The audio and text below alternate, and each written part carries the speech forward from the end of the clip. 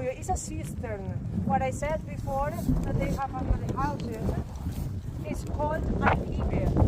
And we are going to see one of those. And this aljibe, more or less, the spring water is full with water naturally from this volcano. It's drinkable. Not like that, you have to filtrate it Okay. by this. All the walls, they are made with volcanic stones. And on the top, they make a semicircle. So this was built before the eruptions, Yes. and then they found it again afterwards. Yeah, even to drink, we have some stones that with a plant, a mushroom, they